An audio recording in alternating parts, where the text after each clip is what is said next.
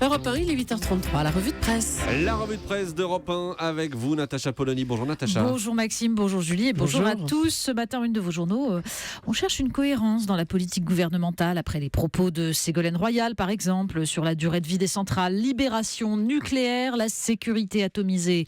Après les allers-retours de la loi travail aussi, l'humanité, loi travail, les syndicats font monter la pression. Marianne, précarité, chômage, recul des droits sociaux, souffrance au travail. Pourquoi on vaut mieux que ça? Et le Figaro, chômage, pourquoi la France reste à la traîne? François Hollande s'invite d'entrer dans cette revue de presse. Ben oui, parce qu'il est dans Elle cette semaine. Oui, mardi, ce sera la journée de la femme. Et comme il le rappelle dans l'interview, être un socialiste, c'est être un féministe. Encore faut-il savoir ce qu'on entend par féministe et peut-être plus encore ce qu'on entend par socialiste. Déjà, les commentaires fleurissent sur cette annonce qui entend répondre à ce qui avait été qualifié de bourde. Vous savez, l'intitulé du ministère de la famille, de l'enfance et des droits des femmes. Donc, il nous le dit, ce sera désormais le ministère des familles. Alors sur le site Figaro Vox, une tribune fait remarquer que parler de ministère de la famille, comme on parle de ministère de l'éducation nationale ou de la défense, permet de désigner en fait une institution, c'est un terme générique. Faudra-t-il un ministère des exploitations agricoles, demande cette tribune, au motif de mieux valoriser la permaculture, ou un ministère des industries pour que le secteur de la sidérurgie se sente autant reconnu que celui de la mécanique de précision. Bon, mais chez François Hollande, en fait, ce qui n'est pas nommé est encore plus intéressant que ce qui l'est. Regardez le passage sur les agressions sexuelles de Cologne. Cologne a été un choc, dit-il. Tout cela a causé une émotion considérable, mais a servi de révélateur. Et plus loin, si le drame de Cologne a à ce point marqué les esprits, c'est aussi parce que tous les jours, dans beaucoup de nos villes, des femmes subissent des harcèlements verbaux ou physiques dans la rue et les transports en commun. Donc, implicitement, ce qui fait que Cologne est un choc, c'est justement que ça n'a rien d'exceptionnel, c'est pas du tout un choc.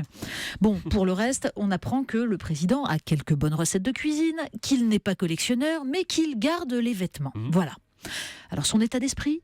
Nous devons avoir confiance en nous, dit-il, être conscient de ce que la France représente aux yeux du monde. Alors en avoir conscience, c'est bien. Le faire perdurer, c'est mieux. Une petite guéguerre politique dans la presse. Oui, parce que ça fait des semaines déjà que la presse tourne en boucle avec les petites remarques de Martine ou de Christiane sur Manuel, sur François. Les guerres picrocolines prennent même un tour étonnant aujourd'hui dans Libération, où l'on apprend que l'aile gauche du PS trouverait désormais des charmes à Emmanuel Macron. Ah bon ? Oui, juste pour le plaisir de fragiliser Manuel Valls. Alors vous en étiez resté, vous, au Macron libéral, bête noire des frondeurs. Et désormais, Benoît Hamon chante ses louanges. Oui, pensez donc, il a parlé de son inconfort philosophique face à la déchéance de nationalité. Il est progressiste sur les questions sociétales, et ça c'est bien. Méditez bien cette leçon. Un antilibéral progressiste préférera toujours un autre progressiste, même ultra-libéral, plutôt qu'un méchant réactionnaire. On parle du Front National dans les journaux de ce matin. Mais oui, pendant ce temps, il grimpe. La une de l'Opinion nous le raconte. Fermeture des cafés, d'agences postales, d'écoles. Le désert français, Eldorado du FN. Avec le dessin de CAQ, François Hollande sur son scooter, alors porte-clés, ballon de foot, traces de rouge à lèvres sur le casque, c'est toujours les détails dans les dessins de CAQ. Il a mis ses bottes en caoutchouc parce qu'il s'avance en terre inconnue. Et il est face à un maire de petite commune. Il lui demande, même ici, le FN cartonne ? Mais il fallait nous prévenir. Oui, mais on n'a pas de réseau mobile et la poste a fermé, répond l'autre. Alors Gérard-François Dumont, président de la revue Population et Avenir, pose un diagnostic sans appel. L'idéologie de la métropolisation, dit-il, explique en partie la montée du FN. L'idée qu'il existerait en fait un lien entre la taille démographique d'un territoire et son attractivité économique, idée, dit-il, totalement fausse.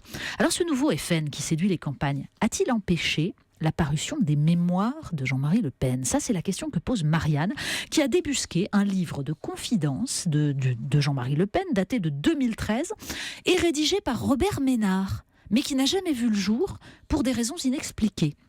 En fait, pour l'éditeur, Marine Le Pen aurait fait pression sur celui qui voulait devenir maire de Béziers, qui avait besoin de l'aide du parti, pour qu'un nouveau scandale n'entache pas justement la progression du FN. Le djihad fait la une du Monde. Oui, la une du Monde, ces adolescentes françaises qui rêvent de tuer pour Allah. Les comptes rendus des écoutes de 5 adolescentes radicalisées. Absence totale d'empathie face aux scènes de décapitation ou à l'assassinat d'enfants juifs par Mohamed Merah. Fascination pour les djihadistes, avec des dialogues absolument lunaires. Elles sont là en train de parler par message. Tu l'aurais vu, il était trop beau. Genre, tu vois, sur une de ces photos, tu vois, il avait un camis avec des Air Max. Alors, vous avez l'image, le camis, la djellaba blanche, et les Air Max, les baskets américaines. Et ça, c'est quand même la classe pour ces gamines. Et puis, leur projet. Ouais, on se tient les mains et on se fait péter. Ouais, le mieux, c'est la Tour Eiffel. Oui, mais il y aura beaucoup de musulmans alors, dit l'une des deux. Et l'autre qui répond, on visera un quartier juif. Camille, 15 ans, répond au policier, je ne considère pas forcément être dans l'extrême. Je considère que tuer au nom d'Allah ou mourir en martyr sont des actes normaux pour la religion. Alors comprendre comment on en arrive là, c'est une urgence. Justement, pour s'empêcher d'excuser. Natacha, noir c'est noir. Mais oui, ça c'est un petit article dans l'Opinion. Michel Chiffre pose une question en apparence loufoque. Peut-on avoir le monopole d'une couleur ? L'artiste Anish Kapoor, qui avait fait parler de lui à Versailles avec son vagin de la reine, a acheté les droits exclusifs d'un noir, le Vanta Black, si profond qu'il absorbe 99,96% de la lumière, donc c'est une couleur exceptionnelle, le noir le plus noir qui existe. Alors contrairement à Yves Klein avec son bleu, il n'en est pas le créateur, il est juste l'acheteur. Ça veut dire qu'il est le seul à pouvoir l'utiliser, les autres artistes ne pourront pas.